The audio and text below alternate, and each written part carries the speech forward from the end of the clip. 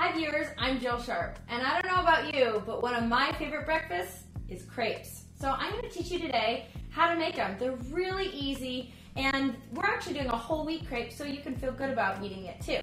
So let's get started. We're going to start off here with milk. I'm using non-fat milk and a half a cup plus 4 teaspoons. I know it's a little odd, but it works, trust me.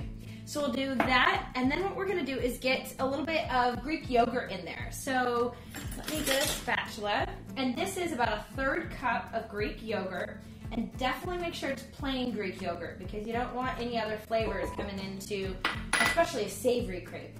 So once we have that, then we have melted butter, and you want to make sure it's melted. We're doing 2 tablespoons. Make sure it's melted because you want it really to go throughout the crepes. You don't want little chunks everywhere. And then 1/4 teaspoon of salt, nice and flavorful, and then 3 eggs. So what I like to do is just kind of pop them in here first. Since I've put ingredients already into my bowl, I like to crack my eggs into another bowl first, just in case there's any shells or whatnot, because digging it out of there would be a lot more difficult. So we'll pop 3 eggs in there. And you know, you can buy crepe at the grocery store, some plain ones, but trust me, these are worth making it and worth the wait. So on to our 3rd egg. That goes right in there. And then whole wheat flour. So we're doing 1/3 cup of whole wheat flour, and that goes straight on top. Now, that was pretty simple, huh? That's all the ingredients that we're going to use. So even if you're questioning, you know, if it's going to be difficult, nope, you're going to have a great time and it's going to be delicious. So all you got to do is now mix this together. You really want it well incorporated. So that way you make sure and get you don't want any flour pockets, and you want to make sure all the egg gets distributed throughout, as well as all of the Greek yogurt. You want to make sure that that gets nicely distributed throughout too. So give that a good whisk. Okay, that looks good. And you can see it's a really, really thin batter because you want to make sure and have thin, delicate crepes. So that's why it looks really thin. Don't worry about it. It's how it's supposed to look. Now what we got to do is just pop a little plastic wrap over the top, and we need to allow it to sit for about 30 minutes in our refrigerator. And then we will get our hot pan, a little bit of olive oil out, and we will ready to make our crepes. Alright, so we took our batter out of the fridge. It's been sitting for about 30 minutes. And now it's time to go ahead and cook them. So I have a nice large pan here, a non-stick. You want to make sure and have non-stick because otherwise you're going to have a lot of trouble getting these out.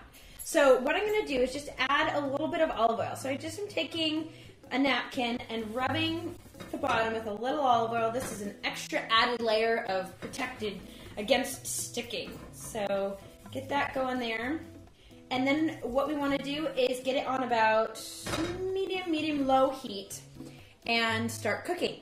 So stir up your batter just a wee bit so that way you can get everything all mixed together.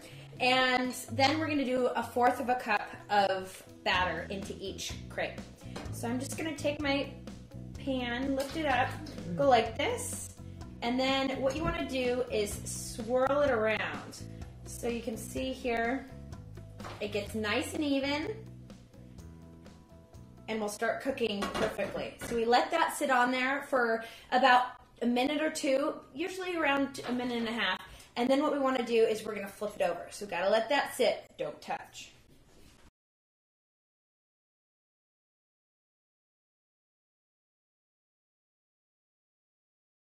Already about 2 minutes has gone by. So now what I'm going to do is take, and this is what you want to make sure as far as when you're dealing with nonstick pans, you want something that has either this rubber silicone on it or you want to use wood. You never want to use any kind of metal on your pans or else they eventually become non-stick.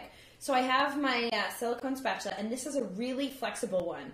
And I really like this one because I can really get around and get underneath my crepe and then get it out all in one piece. So what I do is just kind of scooch around the sides, because the first one actually usually is the one that can stick a little bit because, well, I don't know, probably because a lot of the olive oil hasn't dispersed as well, but it's just one of those things. The first one is a tester. Get that going, unless you're lucky, so we'll see. It's maybe our lucky day here.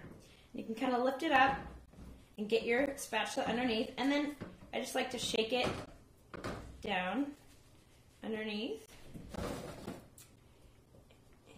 Okay, so we've got it flipped over, and now we're just going to let that cook for about a minute more.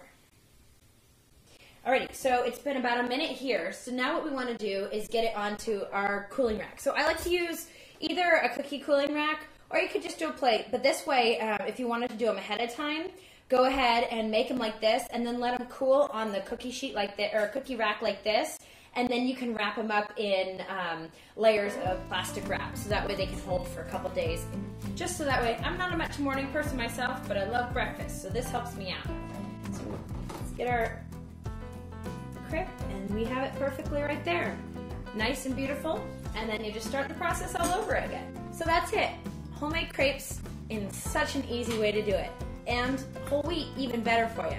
So check out my website for more recipes like this at www.thelatekitchen.com.